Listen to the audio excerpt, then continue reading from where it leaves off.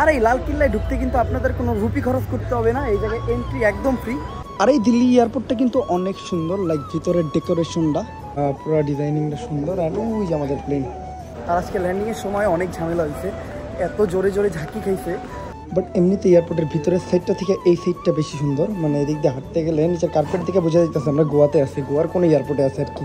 যেহেতু আমাদের 17 ঘন্টা পরে আবার ফ্লাইট, তো 17 ঘন্টা আমাদের দিল্লিতে কিছু তো একটা করতে হবে। একটা কথা বলতে হইতেছে, ইন্ডিয়া আর দিল্লি এত উন্নত জায়গা। আর আমাগর দিয়ে কাম হইলো না, এই যে ভাইয়া আইছে, ভাইয়াও একটা ক্যাব চালায়, ভাইয়া আমাকে হেল্প করতেছে, এই যে ভাইয়া গাড়ি আগে নিয়ে যেতেছে।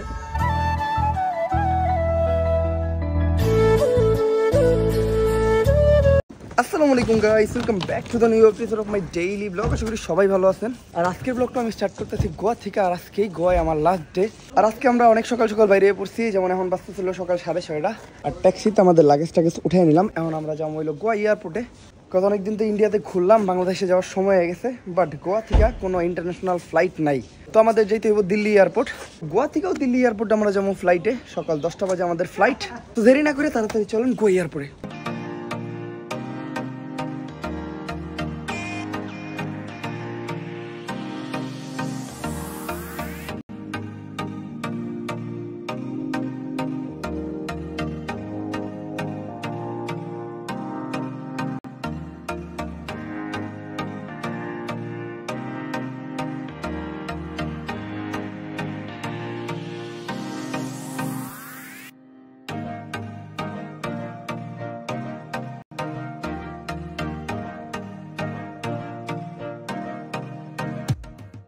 আর গোয়ায় যাতায়াত ব্যবস্থা খারাপ হওয়ার কারণে বাস বা পাবলিক ট্রান্সপোর্ট দিয়ে এক জায়গা থেকে আরেক জায়গায় যাওয়া ইম্পসিবল, যার জন্য আমরা গতকালকে একটা ক্যাব বুক করে নিছি, যাতে সকালবেলা আমাদের এয়ারপোর্টে যাওয়ার প্যারাটা না খাইতে হয়। আপনারাও এই কাজই করবেন, কোথাও যাইতে চাইলে আগের থেকে ক্যাব বা ট্যাক্সি বুক করে নেবেন, অবভিয়াসলি ভাড়া বানায় নেবেন।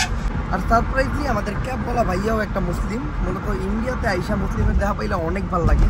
আর ইন্ডিয়াতে আসার পর সবচেয়ে বিরক্তকর জিনিস যেটা আমি ফিল করছি, সেটা হলো আজকে 9 দিন ধরে আমি এক ওয়াক্ত বা আজান শুনি নাই। আর ট্যাক্সিওয়ালা ভাইয়ার লগে আমি কথা বলে যেটা বুঝতে পারলাম, ইন্ডিয়াতে মুসলমানদের অনেক প্রবলেম হয়, লাইক মুসলমানদের জন্য অনেক রুলস আছে। দেন ইন্ডিয়াতে মসজিদের সংখ্যা একদমই কম। আর আই থিঙ্ক লাউডভাবে আজান দেওয়ার কোনো নিয়ম নাই। আমি পুরোপুরি শিওর না, যতটুকু এক্সপিরিয়েন্স করলাম অতটুকুই বললাম। আর কালামগুড বিচ থেকে ডাবলিং এয়ারপোর্ট যাওয়ার যে রাস্তাটা আর আশেপাশের যে ভিউগুলো, ওগুলো খুবই সুন্দর। আমি যে এয়ারপোর্ট যাওয়ার আগ পর্যন্ত আমার সাথে ভিউগুলো আপনারাও এনজয় করেন।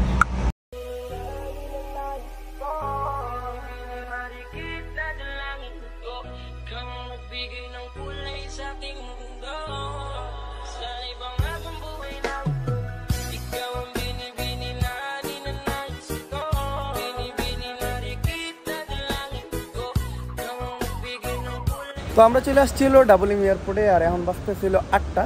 আর আসার সময় ক্যাবওয়ালা ভাইয়ের সাথে অনেকক্ষণ কথা হলো। ক্যাবওয়ালা ভাইয়াটা আসলে অনেক ভালো। আসলে ইন্ডিয়ান মুসলিমরা অনেক ভালো হয়।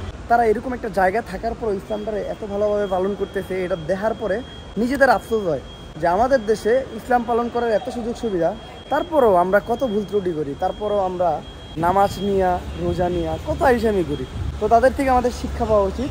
আচ্ছা, এখন আমাদের এয়ারপোর্টের ভিতরে ঢুকতে হইব, ইমিগ্রেশন শেষ করতে হইব, বোর্ডিং পাস নিতে হবে, অনেক ভেজাল। তো চলেন যাই। আর আমরা আমাদের বোর্ডিং পাস কমপ্লিট করে ফাইনালি আমাদের হাতে টিকিট পেয়ে গেছি। আর এই এয়ারপোর্টটাও কম খারাপ না, মোটামুটি এয়ারপোর্টটা সুন্দরই, বাট এয়ারপোর্টটা তেমন বড় না। আমাদের দেখা বাদবাকি যে 2 এয়ারপোর্ট ছিল তার থেকে এই এয়ারপোর্টটা ছোট, বাট এয়ারপোর্টটা সুন্দর আছে। আর আমরা এয়ারপোর্টে অনেক আগে চলে আসছি। আমাদের ফ্লাইট হলো 10টা 20-এ, এখন বাজতেছিল 8টা। তো 2 ঘন্টা 20 মিনিট আমাদের ওয়েট করতে হবে। তো চলেন, কোথাও বসে ওয়েট করা ছাড়া আর কিছু করার নেই। আর আমাদের ফাইনাল বোর্ডিংটা কমপ্লিট হয়ে গেল, অ্যান্ড আমরা ঢুকে যেতেছি ডিরেক্ট প্লেনে। আমি তো ঘুমিয়ে গেছিলাম এয়ারপোর্টে। এয়ারপোর্টটা খুবই শান্তিপূর্ণ, তেমন বেশি গ্যাদারিং নাই। আর ওই যে ওই পাশে আমাদের প্লেন দাঁড়ায় আছে। প্লেন ছাড়তে আই থিঙ্ক আর মাত্র 20 মিনিটস। তো প্লেনের ভিতরে যেও 20 মিনিট বসতে হবে। বাট এমনিতে এয়ারপোর্টের ভিতরের সাইডটা থেকে এই সাইডটা বেশি সুন্দর, মানে এদিক দিয়ে হাঁটতে গেলে নিচের কার্পেট থেকে বোঝা যাইতেছে আমরা গোয়াতে আছি, গোয়ার কোনো এয়ারপোর্টে আছে আর কি। পুরো ডিজাইনিংটা সুন্দর। আর ওই যে আমাদের plane. Finally we're in the plane. আমি আমার সিটে এসে বসলাম। আর আমরা এর আগের বার কলকাতা থেকে গোয়া পর্যন্ত ট্রাভেল করছিলাম ইন্ডিগো ফ্লাইটে। ইন্ডিগো ফ্লাইটটা আমার কাছে একদমই পছন্দ হয়নি, বাট এইবার আমি ফ্লাই করতেছিল ভিস্তারা নামের একটা ফ্লাইয়ে, যেমন এই যে ভিস্তারা। আর এইটা মোটামুটি ভালো, এই জায়গায় আবার চার্জিং পোর্ট টোটো আছে, এইটা দেখে ভালো লাগলো। আর সবচেয়ে ভালো ব্যাপার যেটা, সেটা হলো এটাতে খাবার দিবে। ইন্ডিগো ফ্লাইটটার টিকিটের দাম যেমন বেশি, তেমন ওই জায়গার সুযোগ সুবিধা একদমই কম। বাট এই ভিস্তারা ফ্লাইট টিকিটের দাম সীমিত, আর সুযোগ সুবিধাও মোটামুটি ভালো। মূলত এই ফ্লাইট দিয়ে এখন আমরা যাবো দিল্লি আমরা 17 ঘন্টা স্টে করবো। দেন আবার কালকে সকাল 6:15 ফ্লাইটে আমরা ফিরবো ঢাকা। ওই হিসেবে এই বিস্তারা ফ্লাইটটা এখন আমাদের সকালের নাস্তা প্রোভাইড করবে, আবার কালকে সকালেও আমাদের সকালের নাস্তা প্রোভাইড করবে। তো নাস্তায় ওনারা কী দেয় এটা আমি আপনাদের একটু পরে দেখাইতেছি। আপাতত আমার ফ্লাইট মনে হয় এখন ছাড়বো। তো সিট বেল্ট বাইন্ধে নিছি। অবভিয়াসলি ফ্লাইটে উঠলে সিট বেল্টটা টাইমলি বাইন্ধে নেবেন। যত রকম সেফটি ইস্যু আছে সব কিছু মেনটেন করার চেষ্টা করবেন। ফ্লাইট টাইমে অলওয়েজ ফ্লাইট মোড অন করে রাখবেন। বিমানে এটা বিড়ি জ্বালানোর মতো বোকামি করেন না, নয়তো কিন্তু লাথি মেরে বাইক দিব।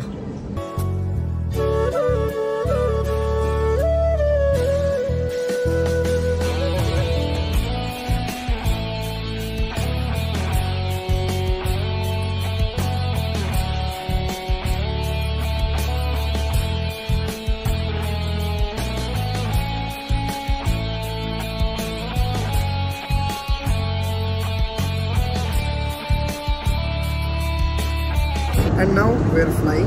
আর যেটা বলছিলাম যে সকালের নাস্তা দিলে দেখামনি, তো এইটা হলো আমার সকালের নাস্তা। এই জায়গায় নাস্তা সিলেকশনের অপশন ছিল, আমি ফ্রুটস সিলেক্ট করছি, কারণ সকালবেলা ফ্রুটস দিয়ে দিতে অন্য কিছু খাওয়া যায় না। তো এই যে ফ্রুট দিচ্ছে, আই থিঙ্ক এটা তরমুজ, আমার ফেভারিট ফল। এটা আপেল টাপেল হইতে পারে। এই জায়গায় এটা কী ফল জানি না। আর একটা পান দিছে, এটা আমুল বাটার, এটা একটা ছোট্ট পানি, চামচ, কাটা চামচ, মানে এই ফল টল খাওয়ার জন্য আর কি। দ্যাটস ইনাফ সকালের খাওয়ার জন্য। আমার মনে হয় এটাই ইনাফ একজনের জন্য। আমাদের সাথে যে বাকি দুজন আছে তারা নন ভেজ খাবার অর্ডার দিয়েছিল, তো নন ভেজ এখন আসে নাই। আসলে আমরা তিনজন একসাথে খাওয়া শুরু করবো। তো খাওয়া দাওয়া করে ডিরেক্ট একটা ঘুম দিব, দেখা হইব দিল্লি এয়ারপোর্টে।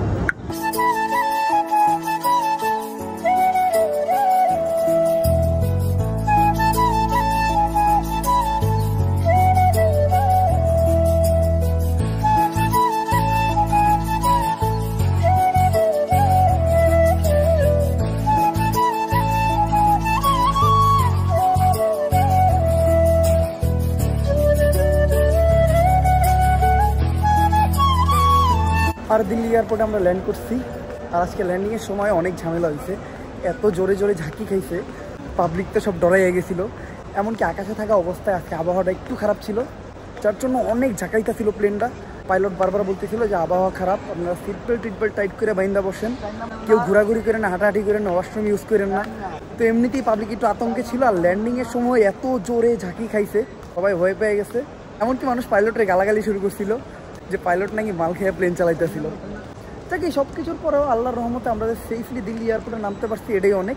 আর এই দিল্লি এয়ারপোর্টটা কিন্তু অনেক সুন্দর, লাইক ভিতরের ডেকোরেশনটা অ্যান্ড এই যে ডিজাইনিংটা। আর খালি সুন্দরই না ভাই, দিল্লি এয়ারপোর্ট অনেক বড়, কলকাতার এয়ারপোর্টের 4 গুণ বড় আমার যতটুকু মনে হয়, পার্সোনাল এক্সপিরিয়েন্স থেকে বলতেছি।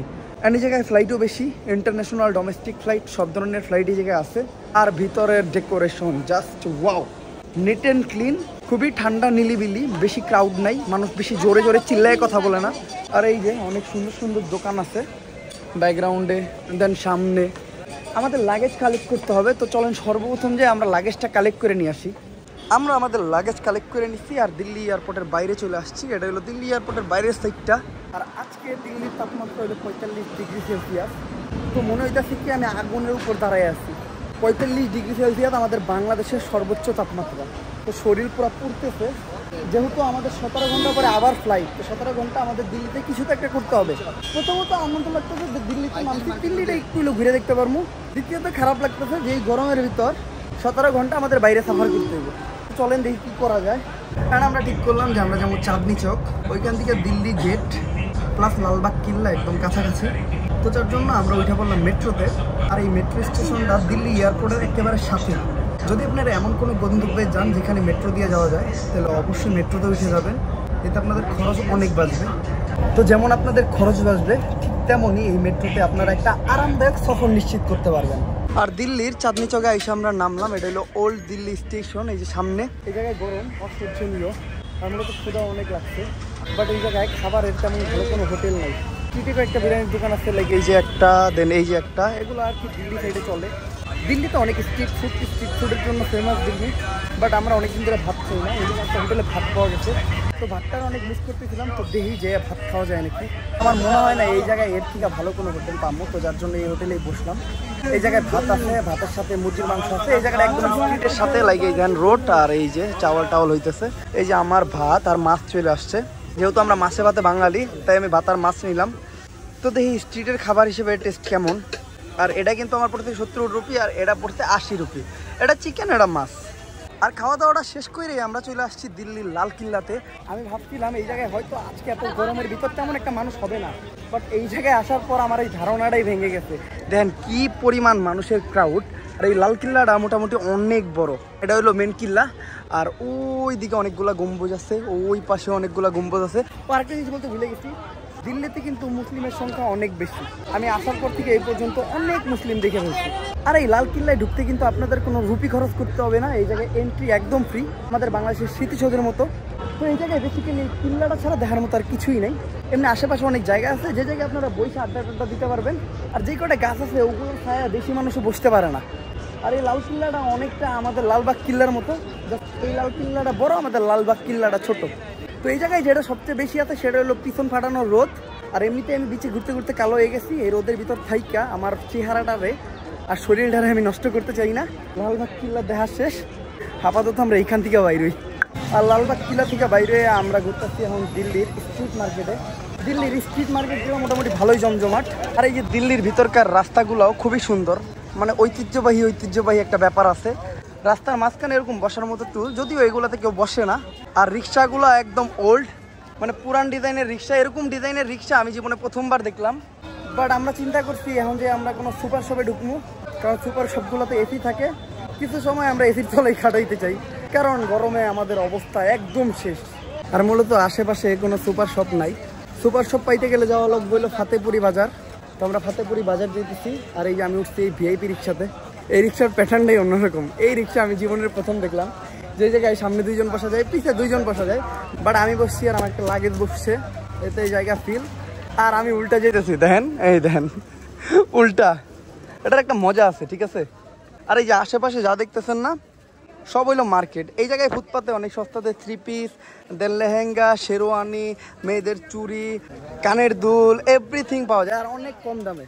লাইক যেসব জিনিস আপনারা বাংলাদেশে 1000 টাকা 1500 টাকা, ওইসব জিনিস এই জায়গায় 500 600 বা 700 রুপিতে পাওয়া যাবে। তো মোটামুটি একটু সস্তা আর কি। আর কি ওইখানে আমরা কোনো সুপার শপ পাইনি, যার ফলে আমরা আবার এয়ারপোর্টের দিকেই যেতেছি। কারণ সুপার শপ পাওয়া গেলে এয়ারপোর্টের কাছাকাছি জায়গায় পাওয়া যেতে পারে। আর নয়তো আমরা এয়ারপোর্টের আশেপাশে কোনো হোটেল নিবো বা ডিরেক্ট এয়ারপোর্টে চলে যাবো, যেহেতু কালকে সকালে আমাদের ফ্লাইট। তো আমরা ক্যাব বুক করছিলাম একটা। আর ক্যাবওয়ালা ভাই এতই মজার মানুষ, তার টয়লেট পাইছে, সেই যে আমার বাইরে স্টিয়ারিং এ বহাই দিয়া টয়লেটে গেছে গা। আমগুলোকে তার কোনো পরিচয় টরিচয় কিছুই নেই। জাস্ট জিজ্ঞাসা আমরা গাড়ি চালাইতে পারি নাকি, বাট আমরা গাড়ি চালাইতে পারি না। বাইরে পারে, বাট বাইরে সবসময় অটো গাড়ি চালায়, এটা হলো ম্যানুয়াল। তো কিচ্ছু বুঝতেছে না। এখন আমরা খালি দোয়া করতেছি ক্যাবওয়ালা ভাইয়ার যাতে টয়লেটটা তাড়াতাড়ি বাইরে হয়ে যায়, মানে তার জন্য কষা না থাকে। এই যে গাড়ি ছেড়ে দিছে, ভাই পারবেন? বাইরে গেছে টয়লেট থেকে বেরিতে। আরেকটা মজার জিনিস জানেন, আমগো ভিতর যে ম্যানুয়াল গাড়ি চালানো বুঝে বা চালাইতে পারে, তারে ফোন দিছি, সেও নাকি টয়লেটে গেছে। ভাই দুনিয়াটা টয়লেট দিয়ে বেড়ে গেছে, কি বুঝলাম না কিছু। হবে হবে হবে, গাড়ি কিন্তু ছেড়ে দিছে ভাই। এই যে পিছিয়ে গাড়ি ওরা এই যে হর্ন দিতেছে, মারেন মারেন। আরে ট্রাই করেন একবার, গাড়ি যদি চালাইতে পারেন। কি একটা বিপদে পড়ছি ভাই, পিছে যেন না যায় ভাই। ভাই গাড়ি না খালি বম বম করে। আর আমাকে দিয়ে কাম হইলো না। এই যে ভাইয়া আইছে, ভাইয়াও একটা ক্যাব চালায়, ভাইয়া আমাকে হেল্প করতেছে। এই যে ভাইয়া গাড়ি আগে নিয়ে যেতেছে। থ্যাংক ইউ ভাইয়া, থ্যাংক ইউ। নয়তো কতগুলা যে বকা খাইতাম পিতের মানুষজনের, কারণ পিতে অনেক বড় ঝাম বাইচা গেছে। থ্যাংক ইউ ভাইয়া। আর ফাইনালি আমাদের ক্যাবেলা ভাইয়া হয়ে পড়ছে। আর ভাইয়ারে আমরা জানতেই দেই নাই যে এই জায়গায় কত বড় একটা কাহিনী হয়ে গেছে। ভাইয়া लेके आया, ठीक है, अब चलो, अब चलो। ये मेरा भैया है ना, ये बहुत अच्छा चलाता है। आप कहो तो ये इस जगह से आपको बांग्लादेश पे चला के लेके जाएगा। ले जाएगा यार, क्या हो रहा है चलाने में। हाँ, अरे এখন আমি আছি এয়ারপোর্টের আশেপাশেই। একটা কথা বলতে হইতেছে, ইন্ডিয়া আর দিল্লি এত উন্নত জায়গা। দিল্লি কিন্তু ইন্ডিয়ার রাজধানী, তারপর ওই জায়গায় একটা সুপার স্টোর বা সুপার শপ খুঁজে পাওয়া টাফ। খুঁজে পাওয়াটা টাফ না, টাফ হইলো বোঝানো যে সুপার স্টোর বা সুপার শপটা কি। আমি মানুষকে বুঝাইতে বুঝাইতে ক্লান্ত হয়ে গেছি, বাট ফাইনালি 2-1টা সুপার স্টোর পাইছি। ওইখান থেকে কয়েকটা প্রয়োজনীয় জিনিস নিচ্ছি, সব কিছু নিতে পারি নাই। যাক ব্যাপার না, সামনের যাত্রায় আবার যদি কিছু দরকার পড়ে তাইলে নিব। ইন্ডিয়া তো আর এটাই আমার শেষ না। আর আমরা কিন্তু একটা হোটেলে চেক ইন করছি, আর ওই জায়গায় আমাদের সাথে একটা স্ক্যাম হয়ে গেছে। কি স্ক্যাম হয়েছে আমি হোটেলে যাওয়ার পর বলতেছি। সো হোটেলে এসে ফ্রেশ ট্রেশ হয়ে নিলাম। মূলত এই হোটেলে আমরা চেক ইন দিচ্ছি। এই হোটেলের নাম হলো কিং প্লাজা। এখন কি স্ক্যামের শিকার হয়েছি আমি বলি। এই হোটেলটা আমরা অনলাইনে বুক দিয়েছিলাম। অনলাইনে বুক দেওয়ার পর আমরা সার পাইছি 1000 রুপি। হোটেলটার প্রাইস ছিল 1700 রুপি, 1000 রুপি ছাড় পাইছি আমরা সর্বপ্রথম বুকিং দেওয়াতে। তো আমাদের বুকিংয়ের বিল হয়েছে 704 রুপি। বাট এই জায়গায় যখন আসি আমরা তখন তারা অনেক কাহিনী করে যে অনলাইনে বুকিং আমরা নেই না, এইটা সেটা, কিন্তু এই হোটেলে সবাই অনলাইনেই বুকিং দেয়। এখন আমরা একটা ডিসকাউন্ট পাইছি। রিসিপশনে যে ছিল তার চিন্তা ভাবনা ছিল সে নিজে টাকাটা হাতে নেবে, এটা আমাদের আর কিছু করার থাকে না, কারণ এমন টাইমে আমরা হোটেলে আসি, ওই টাইমে আমাদের শরীর একদম চলতেছিল না, আমাদের কোনো একটা হোটেল নিতেই হবে। দেন আমরা হোটেলটা কনফার্ম করি হলো 1000 রুপিতে। দেন 1000 রুপি হিসেবে হোটেলের রুমগুলো ভালো, বাট এই যে 300 রুপি সে নিজের পকেটে গুইজা নিল, এটা তো একটা স্ক্যাম। তো যাই হোক, যারা অনলাইনে বুকিং করবেন তারা অনলাইনে পেমেন্ট করে তারপরে হোটেলে আসবেন, তারপরে হোটেলওয়ালার আর কিছু বলতে পারবে না। তো এখন আমি রুমে যেয়ে রেস্ট নেই, আমার সাথে যারা আসছিল তারা অলরেডি ঘুমায় বসছে, এই জন্য আমি রুমে যেয়ে আর তাদের সামনে ব্লগ বানিয়ে তাদেরকে ডিস্টার্ব করিনি। তো আজকের ব্লগটা এই পর্যন্ত। যদি ব্লগটা ভালো লাগে লাইক কমেন্ট শেয়ার সাবস্ক্রাইব করেন। Still then guys, stay safe, right safe, দেখা হবে নেক্সট ব্লগে। আল্লাহ হাফেজ।